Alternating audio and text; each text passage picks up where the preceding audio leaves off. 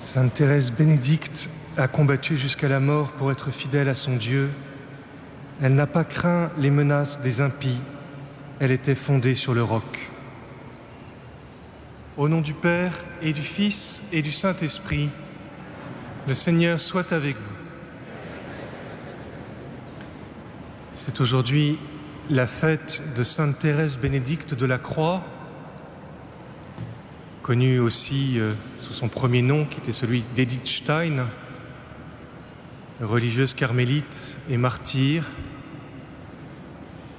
En 1942, les nazis qui occupaient la Hollande ont fait des rafles, à la suite de quoi les évêques catholiques ont fait une déclaration publique condamnant ces rafles nazis. Et comme mesure de punition, il a été décidé que tous les religieux d'origine juive seraient immédiatement arrêtés et gazés. Edith Stein était en Hollande. Elle est donc martyre au titre de juive convertie au christianisme. C'est à ce titre qu'elle était la première ennemie des nazis. Et il y a quelques années, Jean-Paul II l'a proclamée patronne de l'Europe avec Sainte Brigitte de Suède et Sainte Catherine de Sienne. C'est donc une âme d'élite, une femme qui a vraiment donné sa vie jusqu'au bout, dont nous faisons mémoire aujourd'hui. Au début de cette messe, reconnaissons que très souvent, nous refusons de donner notre vie, même pas jusqu'au bout, mais nous refusons de donner notre vie un peu au Seigneur parce que nous préférons tellement notre péché.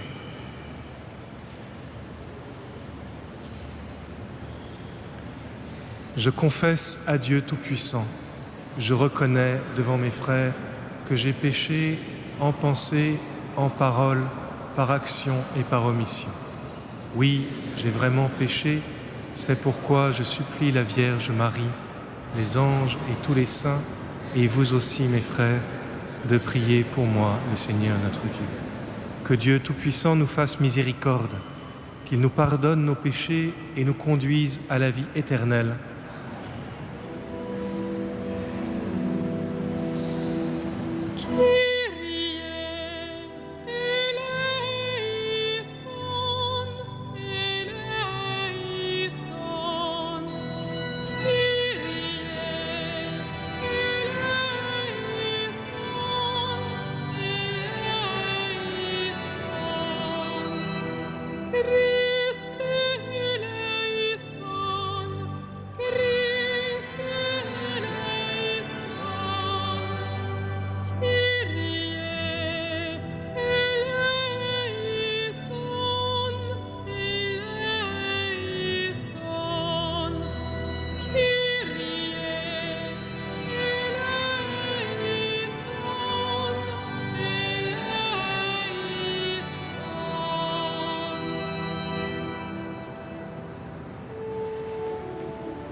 Gloria in excelsis Deo. Et in terra pax hominibus bone voluntatis laudamus te, benedicimus te,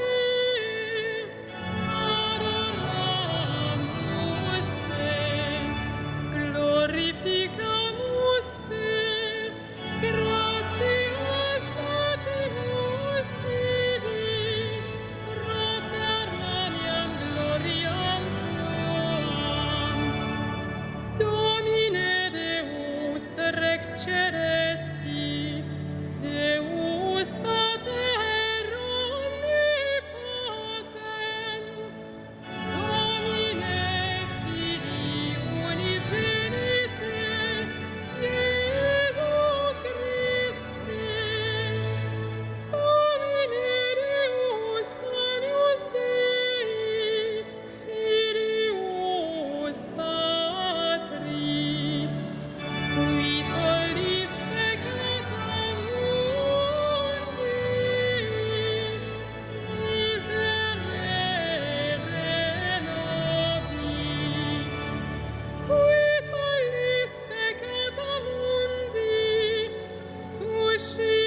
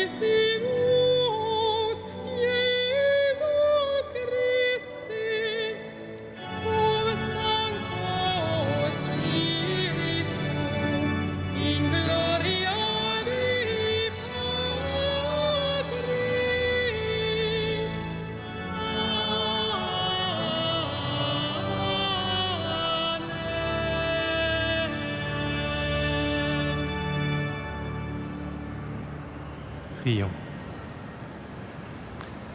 Dieu de nos pères, tu as conduit ta bienheureuse martyre Thérèse Bénédicte à connaître ton Fils crucifié et à l'imiter jusque dans la mort. Par son intercession, accorde à tous de reconnaître dans le Christ leur Sauveur et grâce à lui, de parvenir à te contempler pour l'éternité, lui qui règne avec toi et l'Esprit Saint maintenant et pour les siècles des siècles.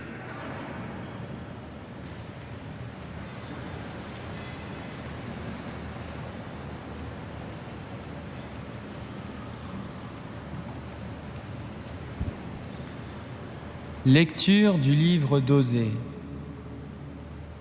Parole du Seigneur. Mon épouse infidèle, je vais la séduire, je vais l'entraîner jusqu'au désert et je lui parlerai cœur à cœur. Là, elle me répondra comme au temps de sa jeunesse, au jour où elle est sortie du pays d'Égypte. Tu seras ma fiancée et ce sera pour toujours.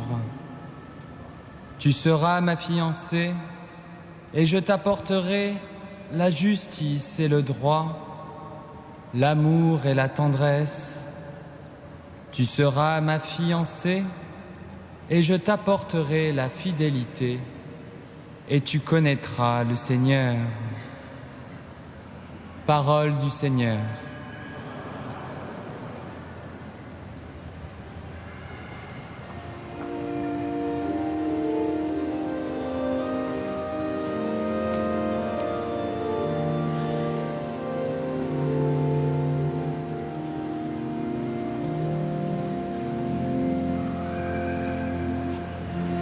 Allez vers le Seigneur parmi les chants d'allégresse.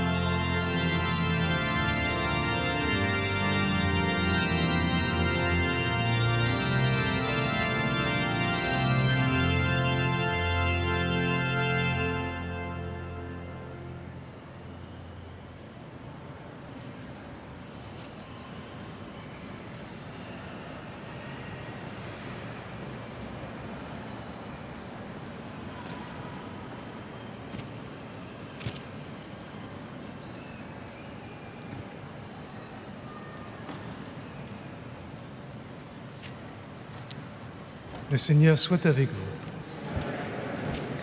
Évangile de Jésus, Christ, selon saint Matthieu.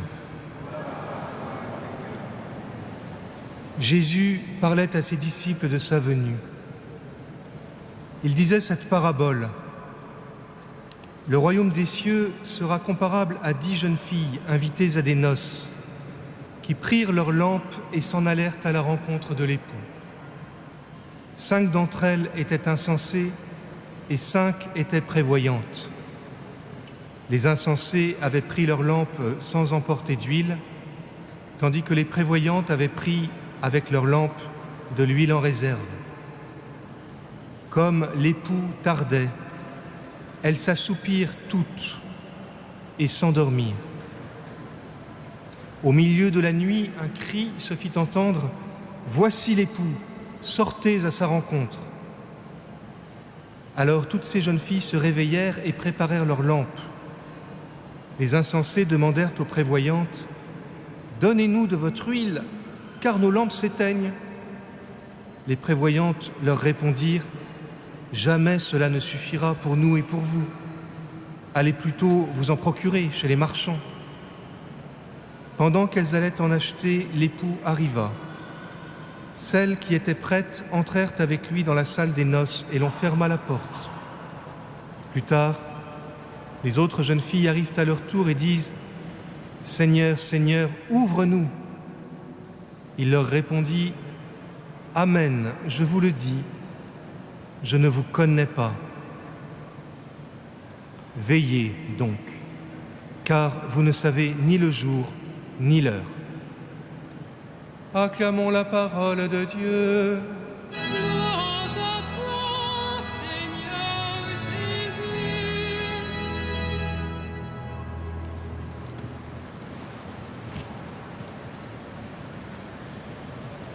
La vie de sainte Thérèse Bénédicte forme un commentaire assez éloquent de cette parabole des 10 jeunes filles.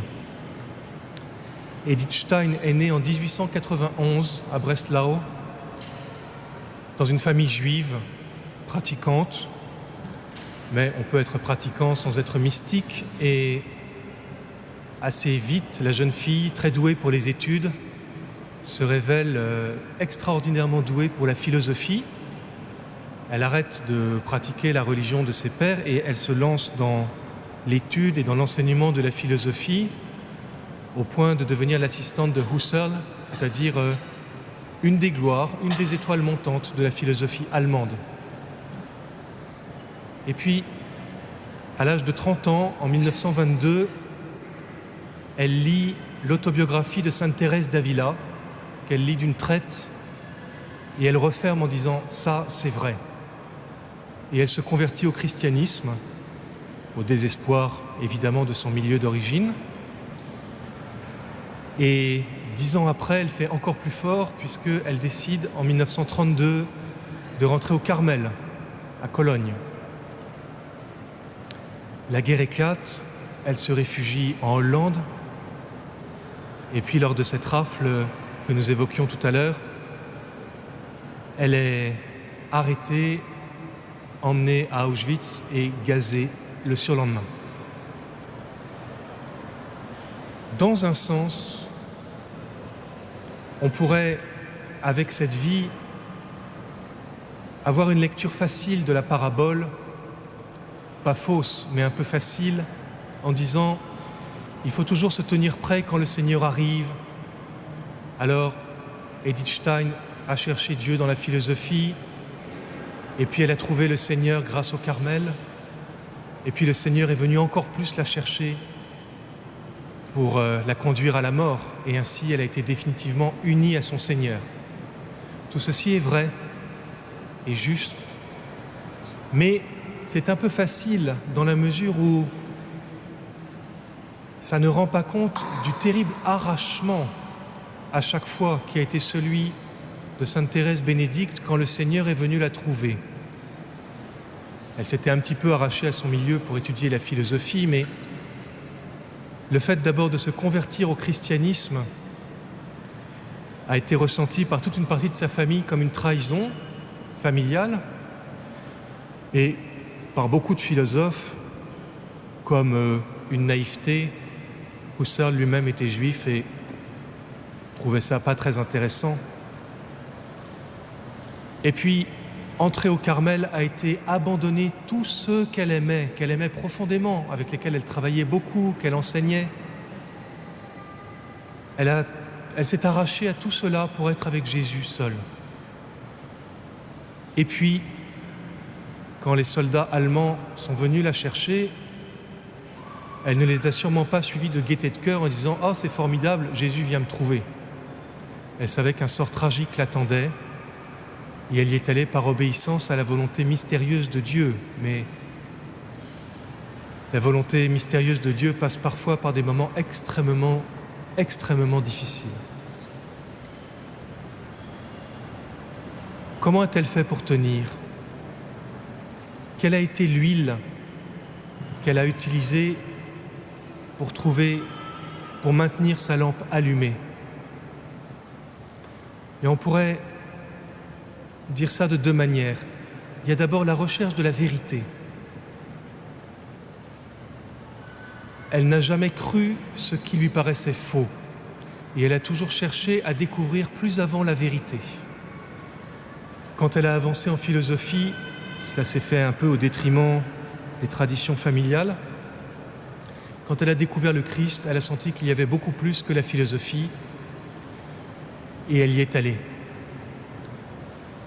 Et à cet élan vers la vérité, cet élan profond de sa conscience vers ce qui est vrai, vers le refus du mensonge, s'est joint, a soutenu l'amour du Christ, la prière envers Jésus. Et du coup, alors que la vie d'Edith Stein pourrait être présentée de façon, disons, malveillante, comme une suite de reniements, elle était juive, et puis elle a été philosophe, puis elle a été chrétienne, puis elle a été au Carmel. En réalité, à chaque fois, elle a assumé ce qui lui avait été donné, mais elle l'a assumé pour aller plus loin de façon libre. Et cette liberté, c'était celle que lui donnait sa fréquentation du Christ. Sa conversion au christianisme, elle savait bien qu'il n'y avait aucune contradiction avec toutes les merveilles qu'elle avait découvertes en philosophie. Son entrée au Carmel, même si elle quittait le monde, elle savait qu'elle ne l'abandonnait pas. Et sa liberté a été tellement grande, sa confiance a été tellement grande dans Jésus que quand les soldats nazis sont venus la trouver, en espérant la terroriser, puisque c'était un exemple qui était fait d'arrêter les religieux d'origine juive pour terroriser tout le monde, elle a dit à sa sœur qui l'avait suivie au Carmel, et ce sont les dernières paroles qu'on connaisse d'elle, elle lui a dit « Viens, marchons pour notre peuple ». Ainsi, elle a tout assumé librement. Elle est allée au-devant de la mort comme une vivante, en sachant qu'elle entrerait, quoi qu'il arrive, dans la vie qui ne passera jamais, parce que cette vie est celle de Jésus, qui nous l'a promise et qui nous l'a fait déjà goûter quand nous recherchons la vérité.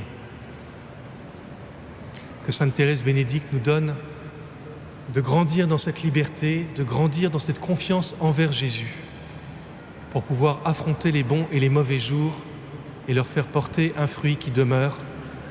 Amen. Are there many people among you who do not understand French at all? No? All right, so I do not add anything in English.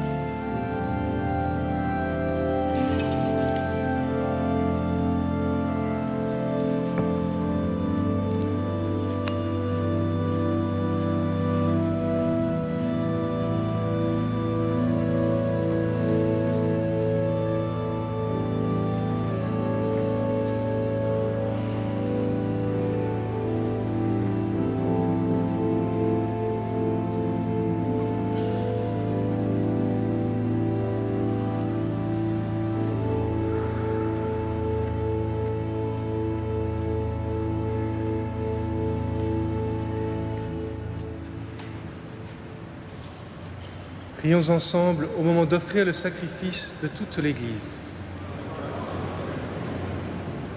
Dans ta bonté, Seigneur, accepte les présents que nous voulons te consacrer en mémoire de la bienheureuse martyre Thérèse Bénédicte de la Croix, et rends-les parfaits, toi qui as mené à leur perfection les multiples sacrifices de l'Ancienne Alliance, dans l'unique sacrifice offert par ton Fils en son propre sang, lui qui règne avec toi et l'Esprit Saint pour les siècles des siècles.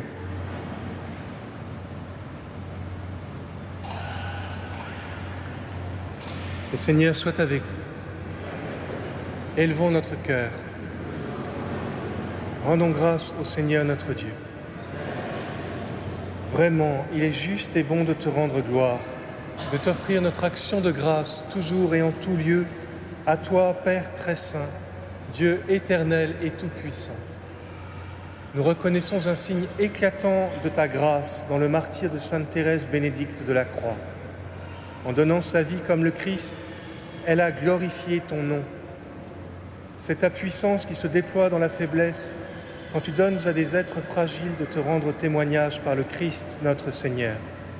C'est pourquoi, avec les anges dans le ciel, nous pouvons te bénir sur la terre et t'adorer en chantant.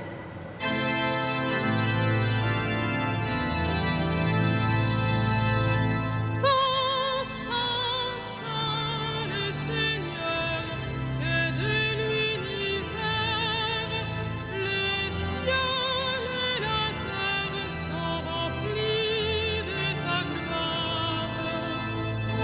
Hosanna au plus haut des cieux.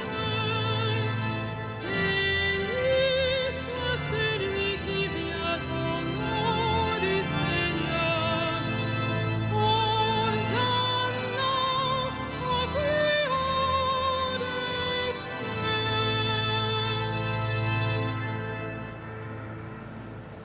Tu es vraiment saint, Dieu de l'univers, et toute la création proclame ta louange, car c'est toi qui donnes la vie. C'est toi qui sanctifies toutes choses par ton Fils, Jésus-Christ notre Seigneur, avec la puissance de l'Esprit Saint. Et tu ne cesses de rassembler ton peuple afin qu'il te présente partout dans le monde une offrande pure. C'est pourquoi nous te supplions de consacrer toi-même les offrandes que nous apportons. Sanctifie-les par ton Esprit pour qu'elles deviennent le corps et le sang de ton Fils, Jésus-Christ notre Seigneur, qui nous a dit de célébrer ce mystère. La nuit même où il fut livré, il prit le pain. En te rendant grâce, il le bénit. Il le rompit et le donna à ses disciples en disant : « Prenez et mangez-en tous. Ceci est mon corps livré pour vous. »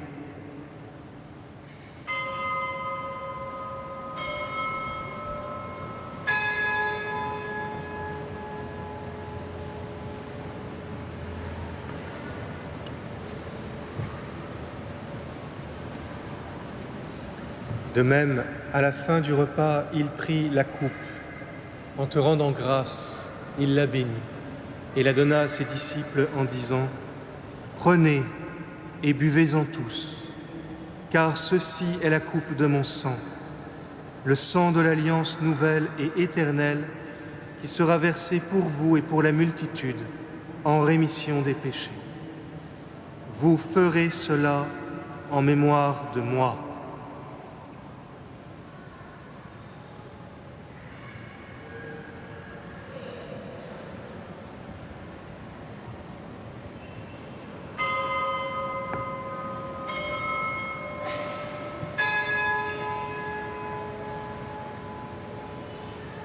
Il est grand le mystère de la foi. Nous proclamons ta mort, Seigneur Jésus.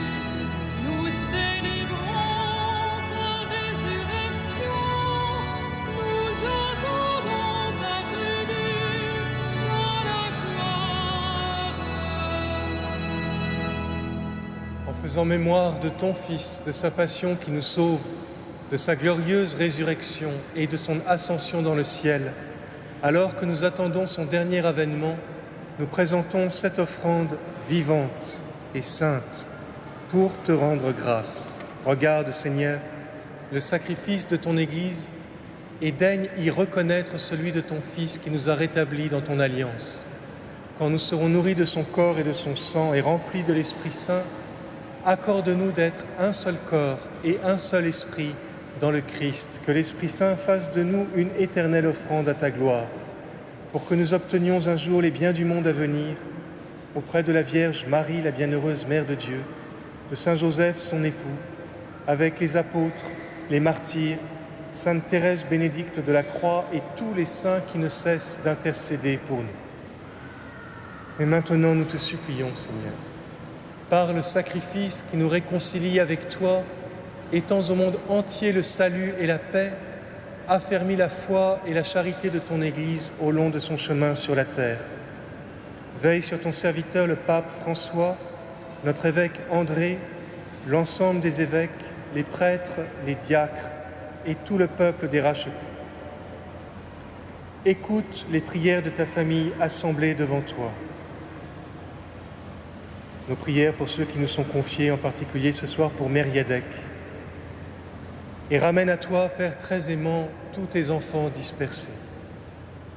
Pour nos frères défunts, pour les hommes qui ont déjà quitté ce monde et dont tu connais la droiture, nous te prions.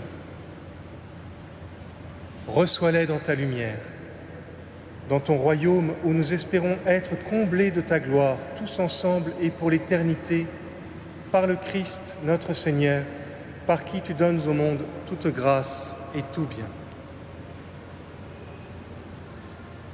Par lui, avec lui et en lui, à toi, Dieu le Père Tout-Puissant, dans l'unité du Saint-Esprit, tout honneur et toute gloire pour les siècles des siècles.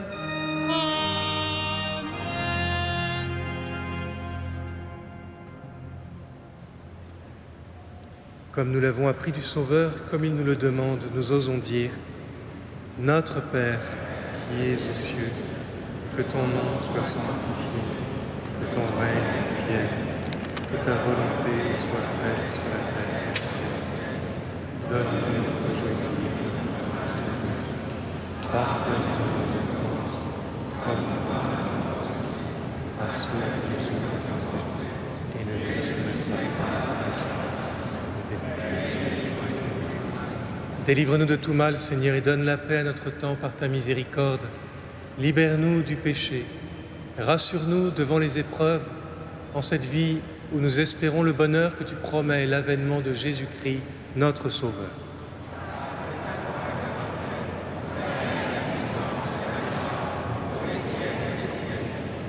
Seigneur Jésus-Christ, tu as dit à tes apôtres « Je vous laisse la paix, je vous donne ma paix ». Ne regarde pas nos péchés, mais la foi de ton Église, pour que ta volonté s'accomplisse. Donne-lui toujours cette paix et conduis-la vers l'unité parfaite, toi qui règnes pour les siècles des siècles.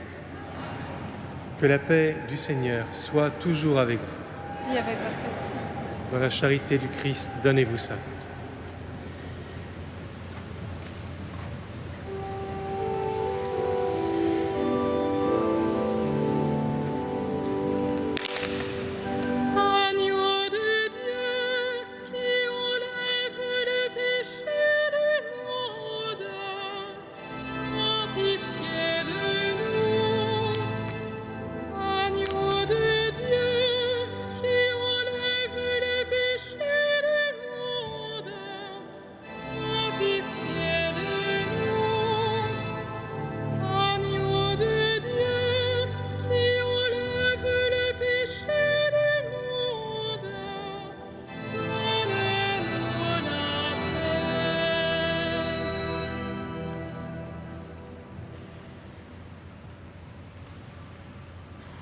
Heureux les invités au repas du Seigneur.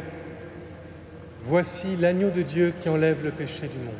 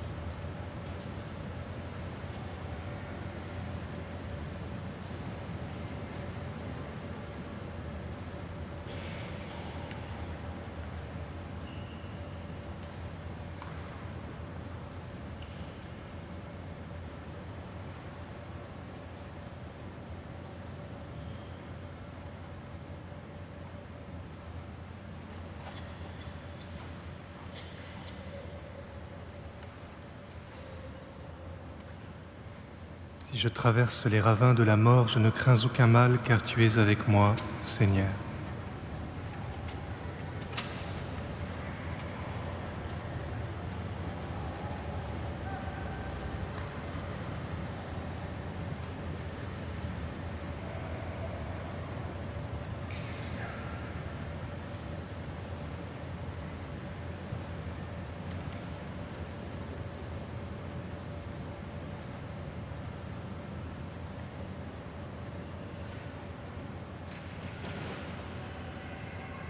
Prions encore.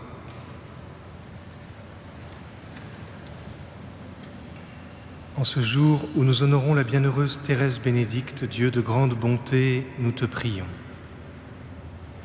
Que les fruits de l'arbre de la croix donnent force à nos cœurs. Fidèlement attachés au Christ en ce monde, nous pourrons alors au paradis manger de l'arbre de la vie. Par Jésus, le Christ, notre Seigneur. Le Seigneur soit avec vous. Que Dieu Tout-Puissant vous bénisse, le Père, le Fils et le Saint-Esprit. Allez dans la paix du Christ. Nous rendons grâce à Dieu.